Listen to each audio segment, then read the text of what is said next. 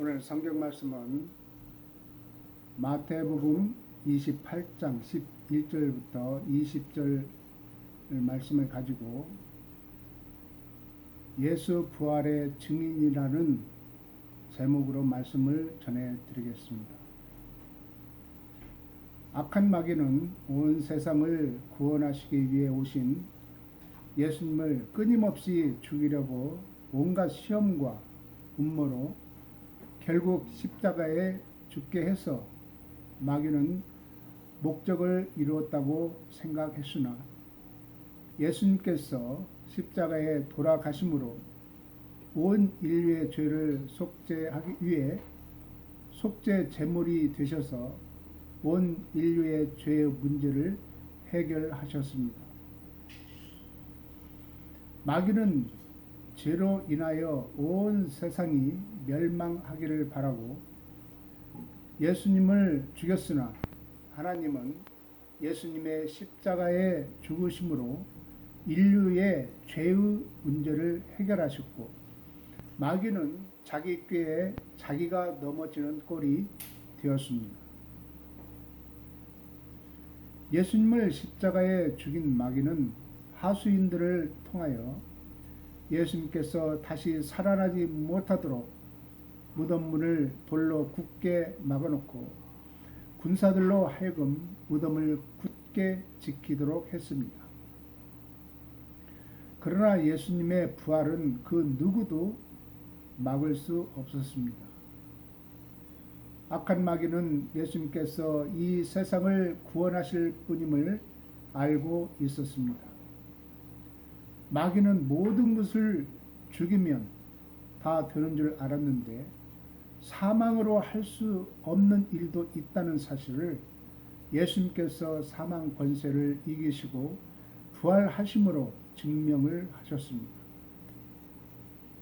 인생이 죽으면 그 모든 것이 다 끝난다는 것은 사실이 아님을 예수님의 부활을 통하여 우리에게 알려주고 있습니다. 그래서 히브리서 기자는 이렇게 말씀하고 있습니다. 히브리서 9장 27절에 한 번 죽는 것은 사람에게 정하신 것이요 그 후에는 심판이 있으리니라고 말씀하고 있습니다. 요한복음 5장 28, 29절에도 이를 기이히 여기지 말라 무덤 속에 있는 자가 다 그의 음성을 들을 때가 오나니 선한 일을 행한 자는 생명의 부활로 악한 일을 행한 자는 심판의 부활로 나오리라고 말씀하셨습니다. 죽음이 끝이 아니고 죽음 이후에 생명의 부활과 심판의 부활이 있다는 것입니다.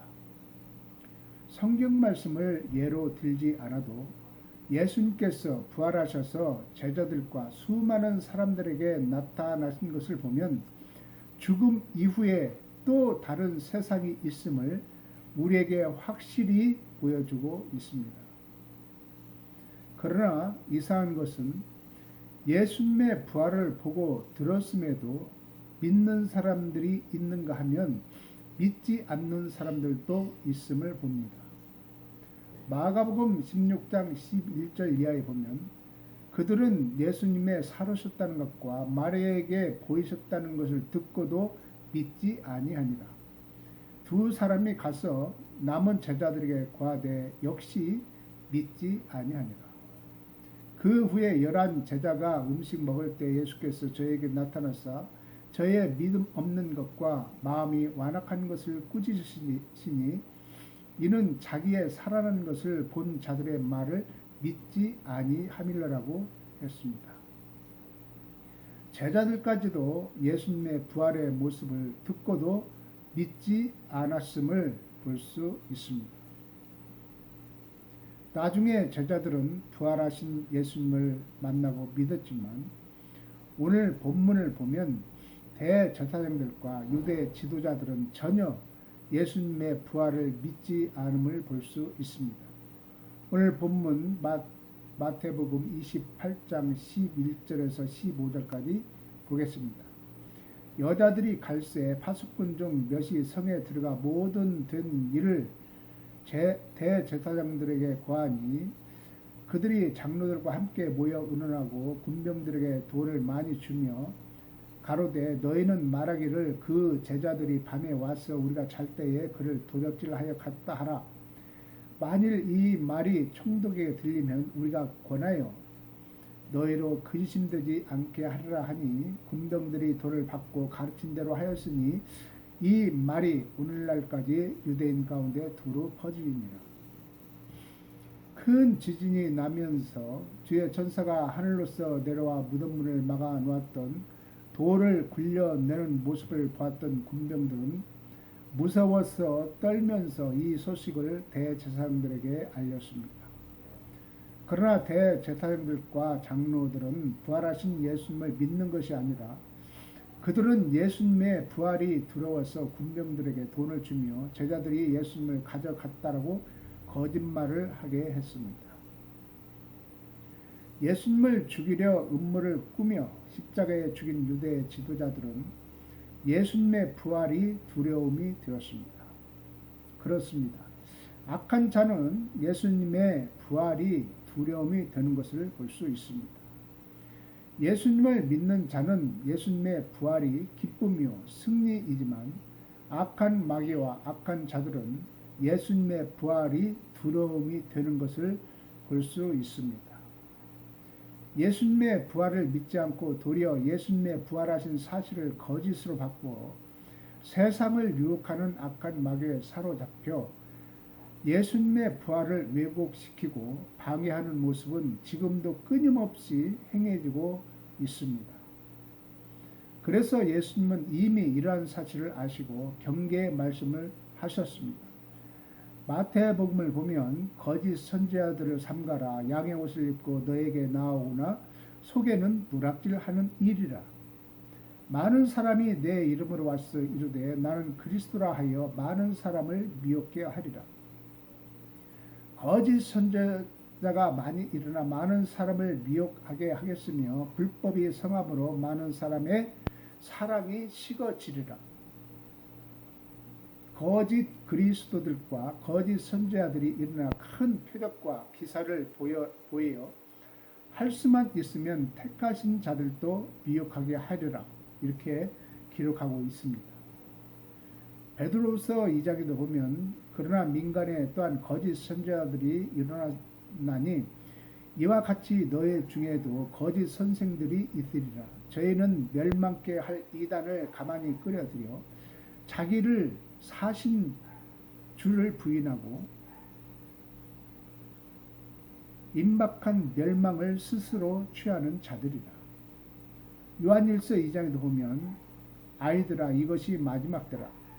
적 그리스도가 이르겠다 함을 너희가 들은 것과 같이 지금도 많은 적 그리스도가 일어났나니 이러므로 우리가 마지막 때인 줄 아노라. 이렇게 말씀하고 있습니다. 이와 같이 이미 거짓 선지자들이 많이 일어나 양의 옷을 입고 예수의 이름으로 와서 큰 표적과 기사를 행하면서 하나님으로부터 택하신 자들까지 미혹하여 믿음에서 떠나도록 한다는 것입니다. 그러나 악한 마귀와 거짓 선지자들은 나중에 하나님께서 심판하시는데 거짓 영들의 결과를 보겠습니다. 요한계시록 19장 20장에 보면 짐승이 잡히고 그 앞에서 이적을 행하던 거짓 선지자도 함께 잡혔으니 이는 짐승의 표를 받고 그의 우상에게 경배하던 자들을 이적으로 미혹하던 자라.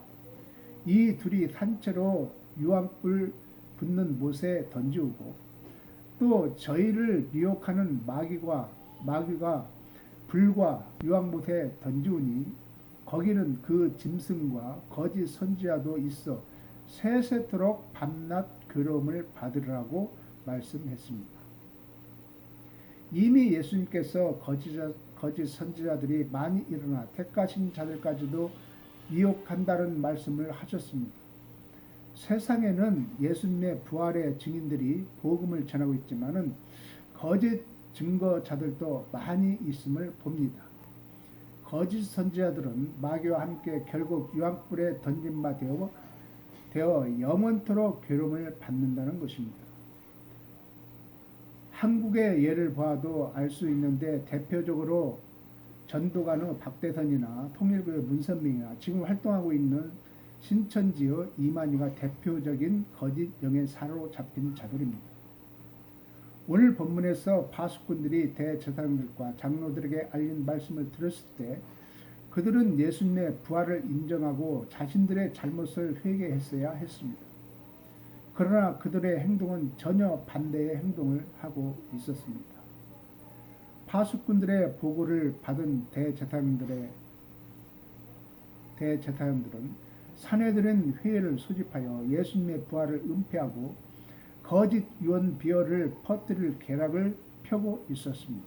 뿐만이 아니라 부활하신 예수님을 다시 매장시키려고 많은 돈으로 파수꾼을 매수하였고 유대 지도자들의 관심은 하나님에게 있지 않고 오직 편법과 정치적으로 자기들의 기득권에 마음이 있었던 것을 볼 수 있습니다. 하나님을 섬겨야 할 유대 지도자들은 악한 마귀의 하수인으로 전락하여 대제사장들과 백성들의 장로들이 예수님을 괴계로 잡아 죽이려고 의논하고 결박하여 끌고 와서 총독 빌라도에게 넘겨주었던 것입니다. 예수님께서 죽은 나사로를 살렸을 때도 대제사장들이 나사로까지 죽이려고 모의했고 그 이유는 나사로 까닭에 많은 유대인들이 가서 예수님을 믿었기 때문이었습니다.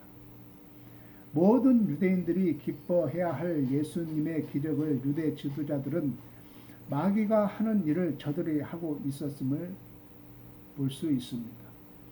유대인들이 그렇게 기다리던 세상을 구원하실 메시아가 오셨지만 그들은 메시아를 알아보지 못했고 거부하고 죽이는 데 앞장섰습니다.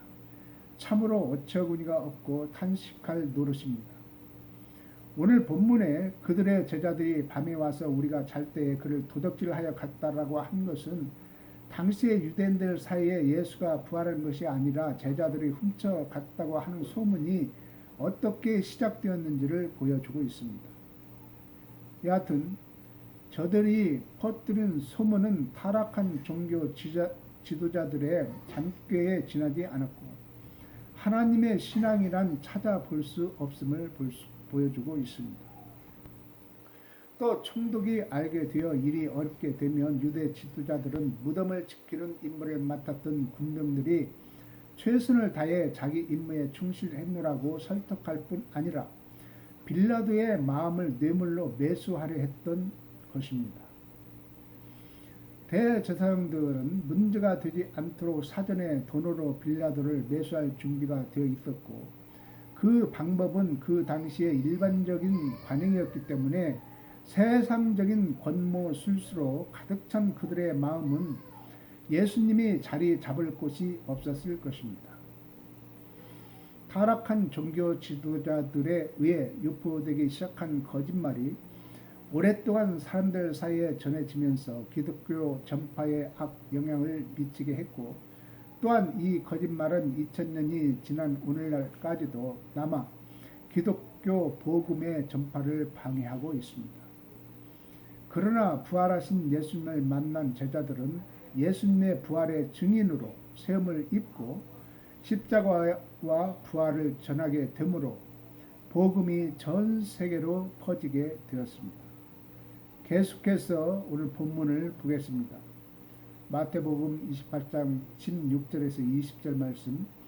11 제자가 갈릴리에 가서 예수의 명하신 산에 이르러 예수를 배웠고 경배하나 오히려 의심하는 자도 있더라. 예수께서 나와 일러 가라사대 하늘과 땅의 모든 권세를 내게 주셨으니 그러므로 너희는 가서 모든 족속으로 제자를 삼아 아버지와 아들과 성령의 이름으로 세례를 주고 내가 너희에게 분부한 모든 것을 가르쳐 지키게 하라. 볼지어다 내가 세상 끝날까지 너희와 항상 함께 있으리라 하시니라. 복음서들에 의하면 예수께서 부활하신 후에 여러 곳에서 여러 차례 나타내 보이셨는데 마지막 선교 명령이 주어지는 곳으로 갈릴리를 언급하고 있습니다. 갈릴리는 이방인의 상징이자 예수님의 주된 관심사인 스웨덴 사람들과 로마 제국으로부터 억압과 착취를 당하며 유대교의 거짓된 종교인들로부터 외면당하는 백성들의 도시로 매우 중요한 의미를 가지고 있습니다. 그래서 예수님은 갈릴리에서 많은 활동을 하셨고 마지막 당부를 갈릴리에서 하셨습니다.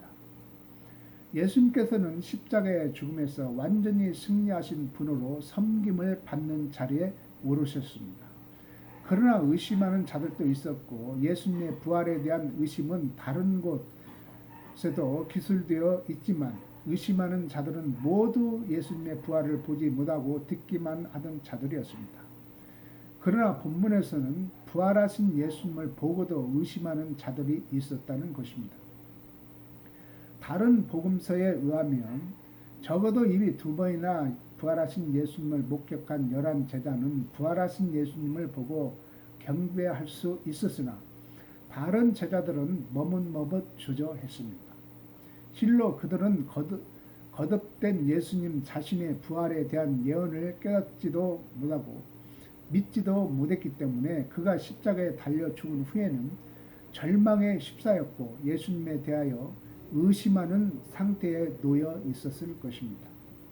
그래서 부활하신 예수님께서 자신을 보이시면서 믿음을 갖도록 하시고 마지막 당부를 제자들과 모여든 백성들에게 말씀을 하셨습니다. 예수님께서는 당신에 대한 의혹을 떨쳐버릴 수 없었던 제자들에게 가까이 접근하셔서 그들로 하여금 당신의 깊은 사랑을 보이셨고 예수님은 말씀으로 그들의 실망스러운 마음을 굳게 세우고 하나님 나라의 새로운 복음 전파자로서 제자들에게 예수님의 부활의 증인으로 사명을 맡겨주셨습니다. 하늘과 땅의 모든 권세를 내게 주셨으니 라는 말씀은 능력과 힘과 절대적인 권세를 뜻하는데 예수님께서는 이러한 권세로 가르치시고 병을 고치시고 죄인들을 용서하셨습니다. 이제 부활하신 예수님은 자신이 지상에서의 권세뿐만이 아니라 온 우주의 권세를 가졌음을 확실하게 선언하고 있습니다. 부활 이전의 사역기간 동안에 행하신 그분의 말씀은 신적인 권위가 있는 것이었고 또 성부 하나님과 동일한 권위를 가지셨습니다. 따라서 그의 권세는 부활 전이나 후나 모두 절대적인 권세가 있다는 것입니다. 이 권세는 아버지께서 주신 것으로서 이제 아버지의 모든 권세는 아들을 통해서만 행사된다는 것입니다. 결국 예수님은 중보자적인 왕이신 것이며 이로 말미암아 구속사의 대전환점이 되었고 메시아 왕국이 새로운 권세로 임하기 시작한 것입니다. 어쨌든 한때 비천한 몸으로 고난을 당하신 예수님은 온 우주의 권세를 받으시고 이제 당신의 제자들에게 선교의 지상 명령을 하달하신 것입니다. 부활하신 예수님을 가리켜 성경은 이렇게 말씀하고 있습니다.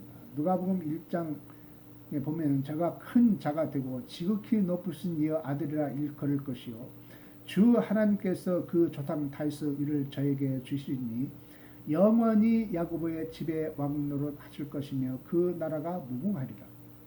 요한복음에도 보면 아버지께서 아무도 심판하지 아니하시고 심판을 다 아들에게 맡기셨으니 내가 진실로 진실로 너에게 이르노니 내 말을 듣고 또 나 보내신 이를 믿는 자는 영생을 얻었고 심판에 이르지 아니하나니 사망에서 생명으로 옮겼느니라. 진실로 진실로 너에게 이르노니 죽은 자들이 하나님의 아들의 음성을 들을 때가 오나니 곧 이때라. 듣는 자는 살아나리라. 또 로마서에 보면 이를 위하여 그리스도께서 죽었다가 다시 살으셨으니 곧 죽은 자와 산 자의 주가 되려 하심이라 이렇게 말씀하셨고 빌립보서에서도 그러므로 하나님이 그를 지극히 높여 모든 이름 위에 뛰어난 이름을 주사 하늘에 있는 자들과 땅에 있는 자들과 땅 아래 있는 자들로 모든 무릎을 예수의 이름 앞에 꿇게 하시고 모든 입으로 예수 그리스도를 주라 시인하여 하나님 아버지께 영광을 돌리게 하셨느니라 이렇게 기록하고 있습니다. 베드로전서에도 저는 하늘에 오르사 하나님 우편에 계시니 천사들과 권세들과 능력들이 저에게 순복하느니라.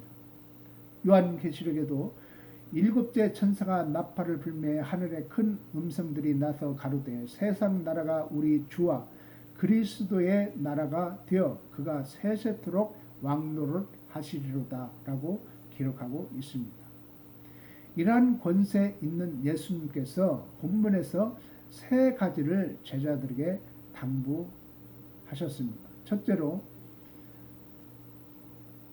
너희는 가서 모든 족속으로 제자를 삼아 아버지와 아들과 성령의 이름으로 세례를 주라고 하셨습니다. 너희는 가서라는 말은 선교에 있어서 적극적으로 능동적으로 지속적이어야 함을 강조하는 말씀입니다.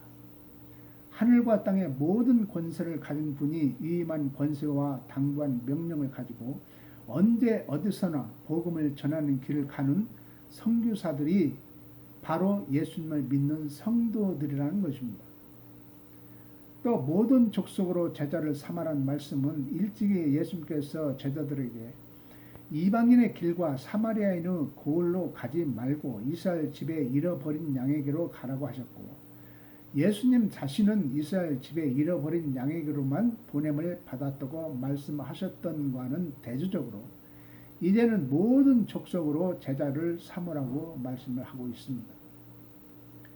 이제 더 이상 유대인과 이방인의 차별이 존재하지 않음을 말씀하고 있습니다. 제자를 삼아라는 말은 제자를 만들라는 강한 명령으로서 가르치고 훈련시키라는 의미입니다. 사실 한 사람을 그리스도의 제자로 만든다는 것은 그를 선생과 제자의 관계로 인도함을 뜻합니다. 그러므로 제자는 예수님의 가르침을 듣고 이해하고 순종하는 자들입니다. 또한 제자는 선포와 응답을 모두 필요로 하는 존재이기 때문에 제자를 삼으라는 말 속에는 회개의 신앙을 요구하는 복음의 선포가 내포되어 있다고 볼 수 있습니다. 제자들의 직분에 대한 응답은 세례를 받고 가르침을 받는 일입니다. 이러한 사실은 지상 명령에서 주어진 바 가라, 세례를 주라, 가르쳐 지키게 하라는 단어가 모두 제자 삼으라는 말씀 안에 들어있기 때문입니다. 또한 제자가 되는 자들은 성삼위 하나님의 이름으로 세례를 받아야 합니다. 여기서 이름이란 하나님의 품성과 속성 및 그분의 전 인격을 암시하며 또 그분의 권위와 권능이라는 의미를 내포하고 있습니다.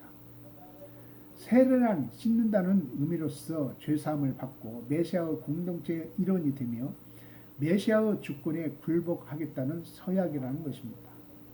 예수님께서도 세례 요한으로부터 세례를 받으셨습니다.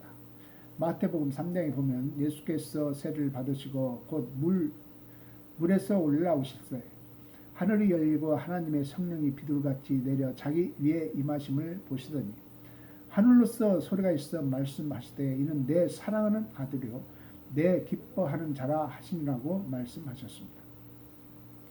부활하신 예수님을 믿고 세례를 받음으로 죄 씻음을 받고 예수님의 권능을 힘입어 세상의 복음을 전파하는 부활의 증인으로 사명을 감당하는 일꾼이 된다는 것입니다.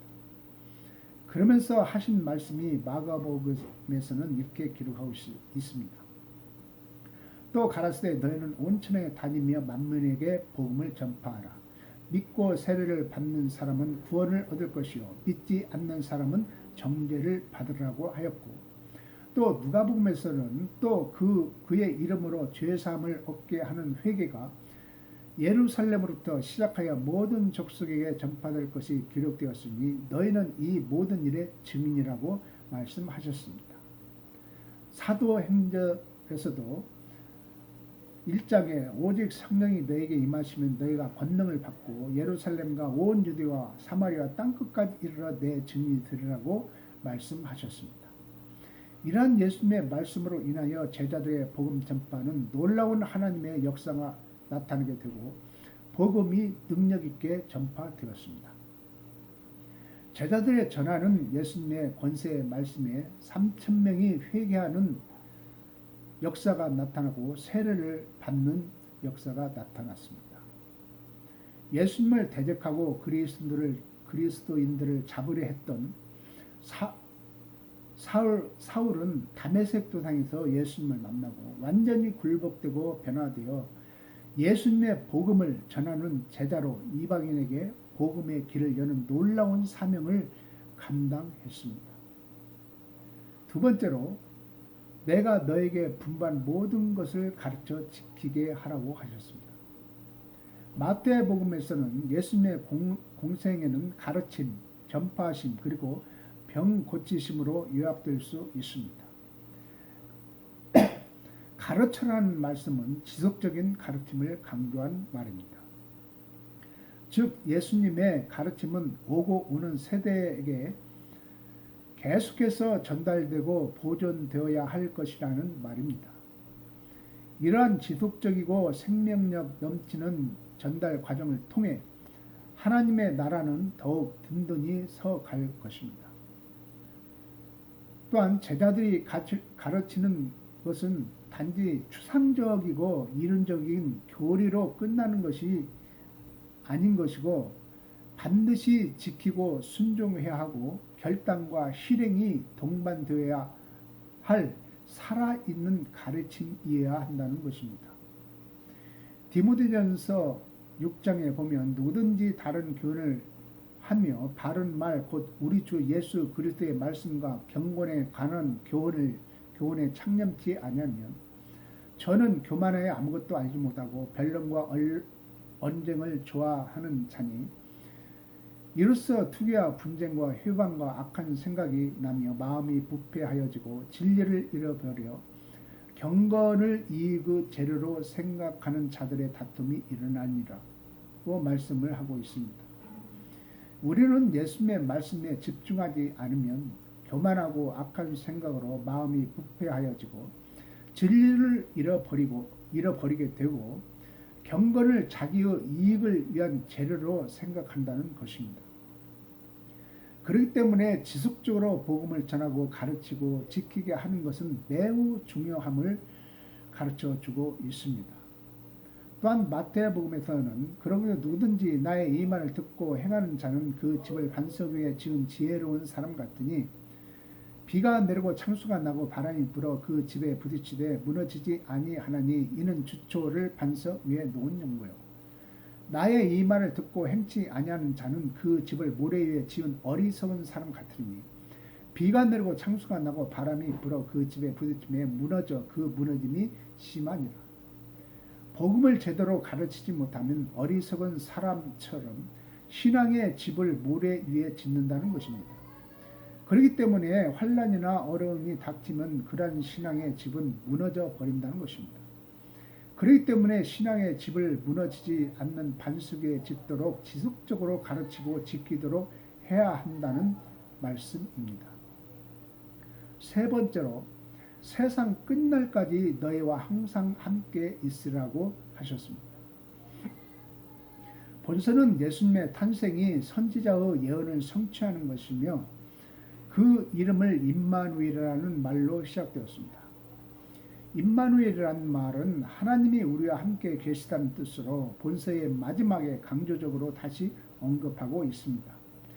이 약속은 성도들에 대한 넘치는 위로와 힘이 되는 말씀인 것입니다. 비록 그분은 승천하실 것이지만은 무소부재하신 그분은 여전히 당신의 사람들의 형제요, 친구요, 구원자요, 상담자요, 안내자로서 모든 공간, 모든 시간을 초월하여 함께 하실 것입니다.